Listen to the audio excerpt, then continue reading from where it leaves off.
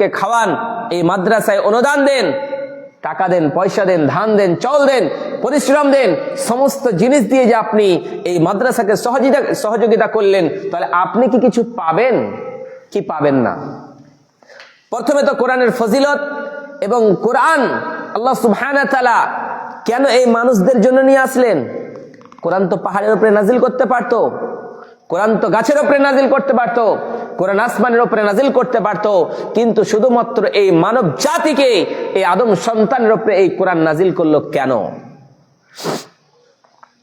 ওই জন্য রব্বুল আলামিন বলে, দুনিয়ার মানুষেরা, আমি আল্লাহ কোরআন নাজিল করেছি এবং আমি এই কোরআনের রক্ষণাবেক্ষণ করতে পারি। আমি কোরআন নাজিল করেছি, এবার আমি কোরআনের হেফাজত করব। এই কোরআন কিসের জন্য আসলো? কোরআনকে যদি বলা হয়, বলো কোরআন তোমার পরিচয়টা কি, তুমি কোথায় ছিলা, কোথায় আসলা, এবং তোমার পুরো ডিটেলসটা কি তুমি বলবা না নাকি? কোরআন বলবে, অবশ্যই বলে দেব। কোরআনকে যদি প্রথম নাম্বারে জিজ্ঞাসা করা হয়, বলো রে কোরআন তুমি কোন জায়গায় ছিলা, কোরআন বলবে বাল হুয়া কুরআনুম মাজিদ ফি লাওহিম মাহফুজ। কোরআনকে যদি বলা হয়, কোরআন বল তুমি কোথা থেকে আসলা এবং তোমার আবৃত্তি কোনখান জায়গা থেকে শুরু হলো, কোরআন বলবে আমি লাওহে মাহফুজে ছিলাম, ধীরে ধীরে ধীরে ধীরে বিশ্ব নবীর উপরে নাজিল হইয়া আমি কোরআন এসেছি। এইরকম করে কোরআন নিজের পরিচয় দিয়ে দেবে। আবার যদি বলা হয় কোরআন, এই কোরআনের আমানত, এই কোরআনকে নাজিল করার জন্য রব্বুল আলামিন প্রথম নম্বরে বলেছিলেন, ইন্না আরাদনাল আমানাতা আলাস সামাওয়াতি ওয়াল আরদি ওয়াল জিবালি ফাআবাইনা আন ইয়াহমিলনাহা ওয়া আশফাকনা মিনহা ওয়া হামালাহাল ইনসান ইন্নাহু কানা যালুমান জাহুলা। রব্বুল আলামিন বলে, দুনিয়ার মানুষেরা রে, প্রথম নম্বরে আমি কোরআনকে নাজিল করার জন্য প্রথমে আসমানকে বললাম, আসমান আমার আমানতটা কি তুমি রাখবা নাকি? আমার আমানতটা তোর উপরে নাজিল করব, তোমার রায়টা কি? সেই সময় আসমান বলেছিল, রব্বুল আলামিন আমি এই কোরআনের ভারসাম্য, আপনার আমানত আমি রক্ষা করতে পারবো না। দ্বিতীয়ত রব্বুল আলামিন জমিনকে বলল, জমিন আমি তোমার উপরে কোরআন নাজিল করব। জমিনও এক কথায় উত্তর দিল, রব্বুল আলামিন আমি সহ্য করতে পারবো না, আমি কোরআনের মর্যাদা রাখতে পারবো না, সম্মান করতে পারবো না।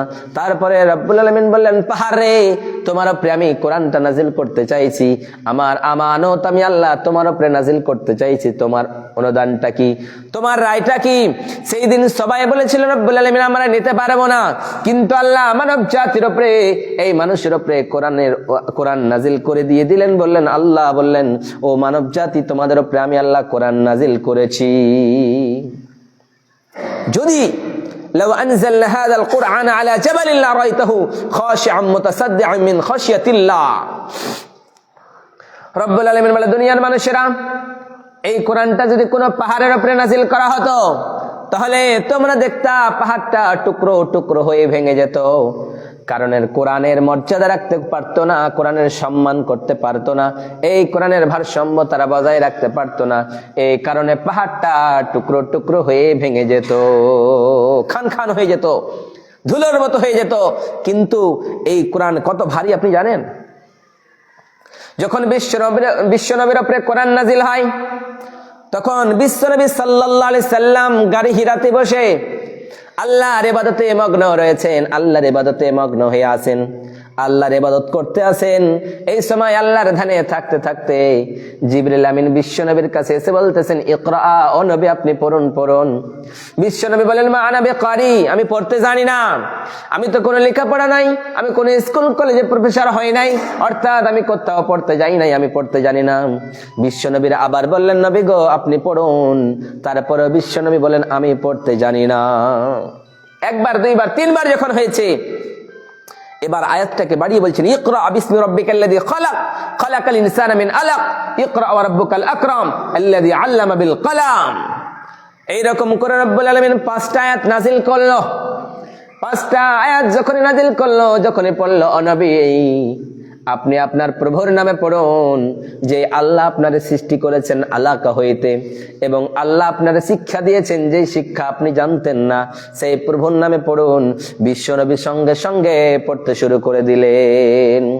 যেই সময় কোরআন নাজিল হলো, বিশ্বনবী সাল্লাল্লাহু আলাইহি ওয়াসাল্লামের সাহাবারা বলেন, যখন বিশ্বনবী কোনো গাধার উপরে কোনো উটের উপরে চলে থাকতেন, যখন কোরআন নাজিল হতো, জিবরিল আমিন যখন কোরআন নিয়ে আসতেন, কোরআনের এত ওজন, ওই ঘোড়াটা যেন ছটপট করে কুদতে শুরু করত, বসে যেত, মাটিগুলি বসে যেত, এইরকম হয়ে কোরআন নাজিল হতো। এইরকম করে কোরআনের মর্যাদা, কোরআনের সম্মান আমরা রক্ষা করতে পারি না। ওই জন্য আল্লাহ সুবহানাহু ওয়া তাআলা বললেন যে কোরআনকে তোমরা কি জানো? এই কোরআনের ভিতরে আমি আল্লাহ কতগুলি আয়াত দিয়েছি, সমস্ত আয়াতের ভিতর থেকে কিছুগুলিকে ইম্পর্টেন্ট আয়াত করে দিয়েছি। ওই আয়াতগুলি যদি তোমরা পড়ো, তেলাওয়াত করো সকাল সন্ধ্যা, তাহলে তুমি জান্নাতে চলে যাবা। তোমার যদি জাহান্নামে যাওয়ারই থাকে, তাহলে আল্লাহ সুবহানাহু ওয়া তাআলা তোমাকে জান্নাতের ই বানিয়ে দিবে। আবার যদি বলা হয় কোরআন বলা কিসের জন্য আসলা, কোরআন বলবে লিতুখরিজান নাসা মিনাজ-যুলুমাতি ইলান-নূর, আমি মানুষকে অন্ধকার থেকে আলোর দিকে নিয়ে যাওয়ার জন্য এসেছি কোরআন। মানুষেরা কোরআন বুঝবে না, মানুষেরা কোরআন মানে না, মানুষেরা কোরআন থেকে দূরে আছে, মানুষেরা অন্যায়ের রাস্তায় চলবে, রাহজানের রাস্তায় চলবে, বেঈমানি করবে। কিন্তু কোরআন যদি বুঝে পড়ে নাই, তাহলে তারাই যাবে জান্নাতে। লিতুখরিজান নাসা মিনাজ-যুলুমাতি ইলান-নূর, আমি কোরআন এসেছি মানুষদেরকে অন্ধকার থেকে আলোর দিকে নিয়ে আসার জন্য।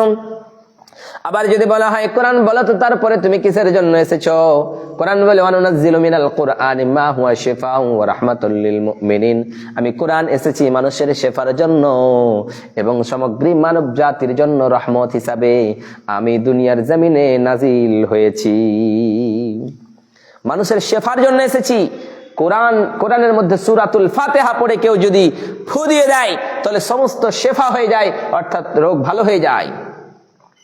আবার যদি বলা হয় কোরআন তুমি তোমার পরিচয় তো তুমি দিলা, বলো তুমি কোন মাসে এসেছো, তুমি রমজান মাসে এসেছো না মুহররম মাসে এসেছো, কোরআন বলবে, স্পষ্ট করে দিবে, শাহরু রমাদানাল্লাযী উনজিলা ফীহিল কুরআন, আমি কোরআন এসেছি রমজান মাসে, হুদাল লিন-নাস হুদাল লিল মুত্তাকিন, আমি মুত্তাকিনদের জন্য এসেছি, যারা হেদায়েত পাবে সেই লোকদের জন্য আমি কোরআন এসেছি। আবার যদি কোরআনকে বলা হয় কোরআন তুমি রাতে এসেছো না দিনে এসেছো, কোরআন বলবে ইন্না আনজালনাহু ফি লাইলাতিল কদর ওয়া মা আদরাকা মা লাইলাতুল কদর লাইলাতুল কদর খায়রুম মিন আলফি শাহর, ও দুনিয়ার মানুষেরা রে, আমি কোরআন লাইলাতুল কদরের রাত্রিতে নাজিল হয়েছি। তোমরা কি জানো লাইলাতুল কদরটা কি? 1000 মাস ইবাদতের চাইতে উত্তম রাত, ওই রাত্রিতে আমি কোরআন নাজিল হয়েছি। সুন্দর করে তার বর্ণনা দিচ্ছে কোরআন কে আমি এইরকম করে নাজিল হলাম আর তোমাদের কাছ পর্যন্ত চলে আসলাম, কিন্তু তোমরা কি পড়তে জানো না? তোমরা কি কোরআন পড়ো না? মান কারা হারফান মিন কিতাবিল্লাহ, আল্লাহ সুবহানাহু ওয়া তাআলা নবী বলেছেন, তোমরা যদি কোরআনের ভিতর থেকে একটা হরফ পড়ো তাহলে 10 নেকি তোমরা পাবা। কিন্তু শুধুমাত্র আলিফ লাম মিম, আলিফ লাম মিম এই 4টা হরফ নয়, আলিফ একটা হরফ, লাম একটা হরফ, মিম একটা হরফ, এইরকম করে যদি একটা হরফ পড়ো তাহলে 10 নেকি পাবা। তুমি যদি পড়তে না জানো, তাহলে যারা পড়ে তাদের কাছে গিয়ে তুমি শুনো, তারপরেও তুমি সেই নেকিটা পেয়ে যাবা। কিন্তু আমরা হতভাগা মুসলমান কোরআন থেকে অনেক দূরে থাকি, কোরআনের হেফাজত আমরা তো করতে পারি না। আমাদের ছেলে মেয়েদেরকে কোরআনের জন্য মাদ্রাসায় পাঠাই না, শিক্ষার প্রতিষ্ঠানে পাঠাই না। আমরা যদি আমাদের ছেলে মেয়েদেরকে কোরআনের শিক্ষা না দিই, তাহলে যেরকম অন্ধকারে কোরআন বলছে আমি অন্ধকার থেকে আলোর দিকে নিয়ে আসার জন্য এসেছি, ওই ছেলেটা অন্ধকার রাস্তায় থেকে গেল, সে বুঝলো না কেমন করে নামাজ পড়তে হয়, সে বুঝলো না কেমন করে রোজা রাখতে হয়, সে বুঝলো না কি করে পিতা মাতার ইবাদত করতে হয়, অর্থাৎ পিতা মাতার সেবা করতে হয়, আল্লাহর কি করে ইবাদত করতে হয় সে জানলো না।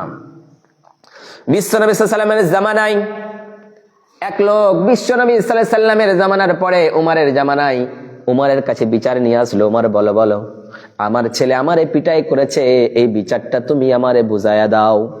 সেই সময় উমরে ফারুক রাদিয়াল্লাহু তাআলা আনহু বললেন, ও ছেলের বাবা শোনো, তুমি কি তোমার ছেলেটাকে শিক্ষা দিয়েছিলে নাকি? এবার ছেলেটাকে জিজ্ঞাসা করা হলে তুমি মারলা কেন বলো? সেই সময় ছেলেটা বলে, হায় রে ওমর, এ আমার বাবা জীবন আমাকে শিক্ষা দেয় নাই, আমাকে মারতে হয় না এই কথাটা আমার জ্ঞানে নেই, বিবেকে আসেনি, তাই আমি আমার বাবাকে আমার মাকে মেরেছি। সেই সময় ওমর বললেন, ও ছেলের বাবা, তুমি প্রথম নাম্বার তোমার ছেলেটাকে যদি শিক্ষার প্রতিষ্ঠানে নিয়ে যেতা, তুমি যদি তোমার ছেলেটা যদি শিক্ষা শিখতো, পিতা মাতার সেবা করতে হয় তাহলে তোমার সেবা করতো, তোমার অবাধ্য চলতো না, তোমার পিটাই করতো না। প্রথম নাম্বার তোমার ছেলেটাকে তুমি মাদ্রাসায় পাঠায়া দাও। মুরু আউলাদুকুম বিসসালাহ, তোমাদের ছেলেগুলি যখন 5-7 বছর হবে তখন তাদেরকে তুমি শিক্ষা দাও, তারপরে নামাজের দিকে নিয়ে যাও, মসজিদের দিকে নিয়ে যাও, তারপরে যদি না শুনে তাদেরকে পিটিয়ে পিটিয়ে মসজিদের দিকে নিয়ে যাও, কিন্তু তাদেরকে শিক্ষা দিতে হবে, নামাজ পড়াতেই হবে, তাদেরকে শিক্ষার প্রতিষ্ঠানে কোরআন শিক্ষা দিতেই হবে। কোরআনের শিক্ষা যদি না থাকে সেটা মানুষ পুরোপুরি মানুষের মতো নয়। খায়রুকুম মান তাআল্লামাল কুরআন ওয়া আল্লামা, বিশ্বনবী সাল্লাল্লাহু আলাইহি ওয়াসাল্লাম বলেছেন সব থেকে উত্তম মানুষ হলো সেই মানুষ যেই মানুষটা কোরআন শিখলো, হাদিস শিখলো, দ্বিতীয়ত অন্যজনকে শিখার জন্য প্রতিষ্ঠান খুললো এবং অন্যজনকে শিখালো, বসিয়ে পড়ালো, নিজের কাছে নিয়ে পড়ালো। ওই লোকটার চাইতে উত্তম মানুষ কেউ হয়ে যেতে পারে না। আজকে আমাদেরকে কবর বলে চিন্তা আসে না, আখিরাত বলে চিন্তা আসে না, জাহান্নাম বলে আর চিন্তা আসে না। আমরা দুনিয়া দুনিয়া বলে পাগল হয়েছি। ওমর ফারুক রাদিয়াল্লাহু তাআলা আনহু যখন ইন্তিকাল করবেন, যখন আবু লুলু তার পেটে বল্লম ঢুকিয়ে দিল, তখন ওমর রাদিয়াল্লাহু তাআলা আনহু সেই সময় আব্দুল্লাহকে ডাক দিয়ে বলে, আব্দুল্লাহ শোনো, আমি মনে হয় আর বাঁচবো না, আমি মনে হয় দুনিয়ার জমিনে আর থাকবো না, যাও আম্মা জান আয়েশা সিদ্দিকা রাদিয়াল্লাহু তাআলা আনহার কাছ থেকে একটা পারমিশন নিয়ে এসো, বিশ্বনবী এবং আবু বকর যে আয়েশার বাড়িতে শুয়ে আছে সেই জায়গায় কি আমাকে জায়গা দিবে? আব্দুল্লাহ রাদিয়াল্লাহু তাআলা আনহু হযরতে ওমর ফারুক রাদিয়াল্লাহু তাআলা আনহুর ছেলে, সঙ্গে সঙ্গে শুনলেন। তারপরে আম্মা জান আয়েশার কাছে গিয়ে বললেন, ও আম্মা জান আয়েশা, আপনার জায়গাটা, আপনার ঘরটাতে একটা জায়গা বিশ্বনবীর কাছে শোয়ানোর জন্য, বিশ্বনবীর কাছে থাকতে চেয়েছেন আমার আব্বা, অর্থাৎ আপনার কাছে পারমিশনের জন্য এসেছি, আপনি কি পারমিশন দেন কি, আপনি কি ইজাজত দিবেন নাকি?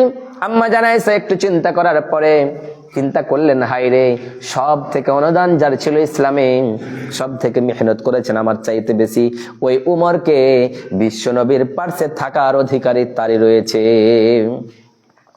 সঙ্গে সঙ্গে ওমর ফারুক রাদিয়াল্লাহু তাআলা আনহুকে আব্দুল্লাহকে বললেন, আব্দুল্লাহ যাও যাও তোমার বাবাকে বলবা আমি আয়েশা পারমিশন দিয়ে দিয়েছি। সঙ্গে সঙ্গে আব্দুল্লাহ পরে আল্লাহর নবী সাল্লাল্লাহু আলাইহি সাল্লামের সেই সাহাবী আব্দুল্লাহ ওমর ফারুকের কাছে এসে বলতেছেন, আব্বা জান, হযরত আয়েশা সিদ্দিকা রাদিয়াল্লাহু তাআলা আনহা আমাকে আপনার ওই তার ঘরে শোয়ানোর জন্য, অর্থাৎ দাফন করার জন্য পারমিশন দিয়ে দিয়েছে। পারমিশন যখন দিয়ে দিয়েছে, এবার হযরত ওমর ফারুক বলতেছেন, আব্দুল্লাহ শোনো শোনো শোনো, তোমাকে এমনি কি পারমিশন দিয়েছে নাকি? আমি জীবিত আছি বলে আব্দুল্লাহ তোমাকে পারমিশন দিয়ে দিয়েছে আয়েশা, ওমর কিছু বলবে নাকি এইরকম করে পারমিশন দিয়েছে? তোমাকে একটা কথা বলে রাখলাম, আমি যখন মারা যাব তখন তুমি আবার পারমিশনটা আয়েশার কাছ থেকে নিয়ে নিবা, কারণ মৃত্যুর আগে আমাকে পারমিশন দিয়েছে, মরার পরে নাও দিতে পারে। অর্থাৎ যখন আমাকে দাফন করতে যাবা, কবরে রাখতে যাবা, তখন বলবা পারমিশন আবার দ্বিতীয়বার নিয়ে নিবা, আবার দ্বিতীয়বার পারমিশন নিবা, কারণ জীবিত থাকা অবস্থায় হয়তো দিয়েছে, মরার পরে নাও দিতে পারে। অর্থাৎ যখন আমাকে দাফন করতে যাবা তখন আবার পারমিশন নিয়ে নিবা। এই সময় হযরত ওমর ফারুক চিন্তায় চিন্তিত হয়ে আছেন, হায়রা কি হবে, দুনিয়ায় কার সঙ্গে সঙ্গে বেঈমানি করলাম, কার সঙ্গে কার টাকা দিতে দিতে ভুল হয়েছে নাকি, আমি খেলাফত চালাতে গিয়ে ভুল হয়েছে নাকি, এর সমস্ত হিসাব আমাকে কবরে লাগবে। অর্থাৎ দুনিয়ায় কি করলাম না করলাম সব কিছু আমাকে কবরের জমিনে লাগবে, এইরকম চিন্তায় চিন্তিত হয়ে আছে। সেই সময় আব্দুল্লাহ বলতেছেন, আব্বা জান আপনি চিন্তা করবেন না, আপনার জন্য সব কিছু সহজ হয়ে যাবে। সেই সময় হযরত ওমর বলতেছে, আব্দুল্লাহ রে, আমি মওত বলে চিন্তা করি না, আমি মরণ বলে ভয় করি না, মৃত্যুর যন্ত্রণা যে কঠিন এর জন্য আমি চিন্তা করি না, কিন্তু কবরের জায়গা এত কঠিন, সেই জায়গায় যদি আমি ফেল পড়ে যাই, সেই জায়গায় যদি হিসাব না দিতে পারি, তাহলে সমস্ত জায়গাগুলি আমার জন্য পেরেশান হয়ে যাবে। সেই সময় হযরত ওমর ফারুক চিন্তায় চিন্তিত হলেন। দুনিয়ার জমিন বলে চিন্তা হলেন না, মদ বলে চিন্তা করলেন না, জাহান্নাম বলে চিন্তা করলেন না, শুধুমাত্র কবর বলে চিন্তা করলেন। আর বললেন, আব্দুল্লাহ রে, আমি কবর বলে চিন্তা করি, কারণ কবরে কাউকে ভুলবে না, কাউকে ছাড়বে না, সমস্ত জিনিসের হিসাব সেই দিন কবরে রাখবে।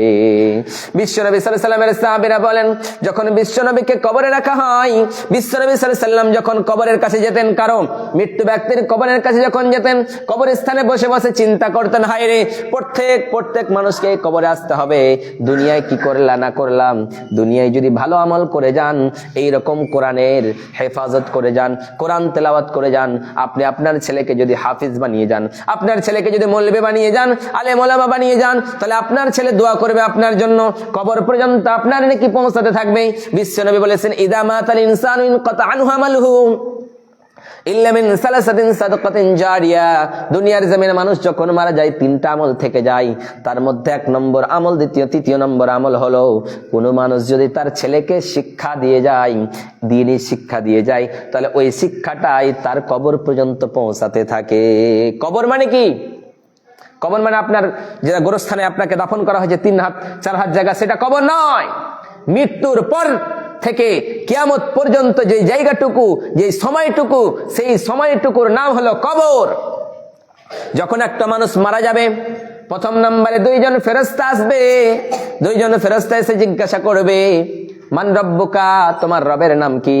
এইরকম করে সমস্ত প্রশ্ন করার পরে যদি আপনি তার উত্তর দিয়ে দেন, তাহলে জাহান্নামের দৃশ্যটা আপনাকে দেখিয়ে দিবার, বলবে, এটাই হলো তোমার জন্য জাহান্নাম, যেই জাহান্নাম থেকে তুমি বেঁচে গিয়েছো, চলে যাও, সারা জীবনের মতো কবরে ঘুমায়া যাও। আবার যদি উত্তর ঠিক না হয়, তাহলে তার অবস্থান কি হবে? তাকে জান্নাত দেখা হবে, আর বলা হবে, দেখো তুমি জান্নাতে যেতা, কিন্তু জান্নাত থেকে তুমি জাহান্নামে চলে গেলা। কারণ হলো এটাই, তুমি নামাজ পড়ো নাই, তুমি রোজা রাখো নাই, তুমি দ্বীন ইসলামকে ভালোবাসো নাই, তুমি মাদ্রাসার বিপক্ষে থেকেছো, কোরআনের বিপক্ষে থেকেছো। বিশ্বনবী বলেছেন, মান আহাব্বা সুন্নতি ফাকাদ আহাব্বানি ওয়া মান আহাব্বানি কানা মাইয়া ফিল জান্নাতি।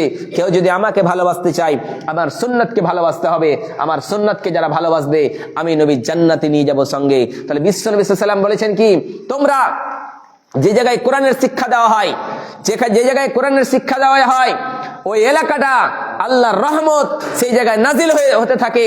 সেই জায়গায় যদি কোনো শিক্ষক, কোনো ছাত্র, কোনো ছেলে যদি কোরআন পড়ে, ওই কোরআনের ধ্বনি, কোরআনের আওয়াজ যতদূর পর্যন্ত চলে যায়, ততদূর পর্যন্ত আল্লাহর রহমত সেই জায়গায় নাজিল হতে থাকে। ওই জায়গাটাকে আল্লাহ সুবহানাহু ওয়া তাআলা আযাব এবং গজব দেন না। আজকে আমরা মাদ্রাসার উপরে কলঙ্ক দিই, আমরা মাদ্রাসাকে দেখতে চাই না, আমরা মসজিদকে দেখতে চাই না, আমরা যেই জায়গায় শিক্ষার প্রতিষ্ঠানে বাচ্চাগুলি থাকে, সেই বাচ্চাগুলিকে আমরা ভালো নজরে তাকাই না। বিশ্বনবী সাল্লাল্লাহু আলাইহি ওয়াসাল্লাম বলেছেন, এইরকম যারা করবে, কাল কিয়ামতের করে জান্নাতের আশা করো না। তোমরা চুগলিখুরি করেছো, মুনাফিকি করেছো, কোরআনকে বন্ধ করে দেওয়ার চেষ্টা করেছো। আরে কাফেরেরা তো কোরআন বন্ধ করার চেষ্টা করে, তুমি মুসলমান হয়ে মাদ্রাসাকে রুখে দাও, মাদ্রাসাকে বন্ধ করে দাও। তুমি মাদ্রাসার পক্ষে থাকো না বিপক্ষে থাকো, তুমি একটা কোরআনকে বন্ধ করার চেষ্টা চালিয়েছো, অর্থাৎ তুমিও জান্নাতের আশা করো না। রব্বুল আলামিন বলেন, ইউরিদুনা লিইউতফি নূরাল্লাহি বিআফওয়াহিহিম ওয়াল্লাহু মুতিম্মু নূরিহি ওয়ালাউ কারিহাল কাফিরুন। রব্বুল আলামিন বলে, দুনিয়ার জমিনে মানুষেরা কোরআনকে বন্ধ করার জন্য, কোরআনকে মিটিয়ে দেওয়ার জন্য শত চেষ্টা করে, কিন্তু আমি আল্লাহ কোরআনকে বুঝাতে দেব না, কোরআনকে বন্ধ করতে দেব না। কিয়ামত পর্যন্ত এই কোরআনকে জারি রেখে দেব। কিয়ামত পর্যন্ত এই কোরআন থাকবে, আজ পর্যন্ত থেকেছে, থাকবে। এই কোরআনকে মিটিয়ে দেওয়ার জন্য, কোরআনকে বন্ধ করার জন্য কোনো শক্তি কখনোই এই কোরআনের পিছে লেগে পারবে না। যদি আপনাদের এখানে 5টা 2টা কোনো হাফিজে কোরআন এখান থেকে বের হয়, আপনাদের জন্য সৌভাগ্য। আপনারা এত ভাগ্যবান যে এই জায়গা থেকে কোরআন হাফিজ বের হলো। বিশ্বনবী সাল্লাল্লাহু আলাইহি ওয়াসাল্লাম বলেছেন, একটা মানুষ যদি, একটা কোরআনের হাফিজ যদি জান্নাতে যায়, ওই একা জান্নাতে যাবে না, 70টা মানুষকে জান্নাতে নিয়ে যাবে। যদি ওই ছেলেটাকে কেউ খাওয়িয়েছে, কেউ টাকা দিয়েছে, কেউ সহযোগিতা করেছে, সমস্ত মানুষগুলিকে সেই ছেলেটা জান্নাতে নিয়ে যাবে। এটা ছোট মোটো কথা নয়, মাদ্রাসা ছোট মোটো কথা নয়, যেখানে কোরআন পড়া হয় এই জায়গাটা ছোট মোটো জায়গা নয়। বিশ্বনবী সাল্লাল্লাহু আলাইহি ওয়াসাল্লামের এক সাহাবী কোরআন তেলাওয়াত করছে, আর এক জায়গায় একটা ছোট্ট বাচ্চা শুয়ে আছে। যখনই কোরআন পড়ছে, তখনই যেন ওই জায়গায় একটা ঘোড়া বাঁধা আছে পাশে, ওই ঘোড়াটা ছটপট করে কুদতে থাকছে। যখনই থেমে যায় আবার বন্ধ করে আবার ছটপট করে কুদতে থাকে। এইরকম করতে করতে ওই সাহাবী ভয়ের কারণে বাচ্চাটাকে দূরে সরিয়ে নিল, কোরআন পড়া বন্ধ করে দিল। বিশ্বনবীর কাছে খবর এলো সকালবেলা, সাহাবী তোমার কাছে কি ঘটনা হয়েছিল? বলছে এইরকম এরকম হয়েছে। বলছে এ সাহাবী, তুমি যদি সকাল পর্যন্ত এই কোরআনের তেলাওয়াত করতা তাহলে দুনিয়ার মানুষেরা ফেরেশতাদেরকে দেখে নিত, তাহলে ফেরেশতাদেরকে দেখতে পেত। এত ফেরেশতা ওই আরশ আজিম থেকে, আসমান থেকে এই দুনিয়ার জমিনে নাজিল হতেছিল। তাহলে কোন জায়গায় যদি কোরআনের হাফিজ হয়, কোরআন তেলাওয়াত হয়, কোরআন মুখস্থি করা হয়, কোরআন পড়া হয়, মাদ্রাসা চলে, তাহলে মাদ্রাসার বিপক্ষে যাবেন না, মাদ্রাসাকে ভালোবাসবেন, ছেলেদেরকে ভালোবাসবেন, শিক্ষকদের ভালোবাসবেন, সমস্ত জিনিসকে ভালোবাসবেন, কোরআনকে ভালোবাসবেন। তাহলে আল্লাহ সুবহানাহু ওয়া তাআলা বলেছে ইন্না নাহনু নাযালনা যিকরা ওয়া ইন্না লাহু লাহাফিজুন। কেউ যে আমি আল্লাহ কোরআন নাজিল করেছি, আমি আল্লাহ কোরআনের রক্ষণাবেক্ষণকারী, আমি হেফাজত করব। এই বলে আমার বক্তব্য করছি। আখির দাওয়ানা আলহামদুলিল্লাহি রাব্বিল আলামিন। اللهم صل على محمد وعلى ال محمد كما صليت على ابراهيم وعلى ال ابراهيم انك حميد مجيد. اللهم بارك على محمد وعلى ال محمد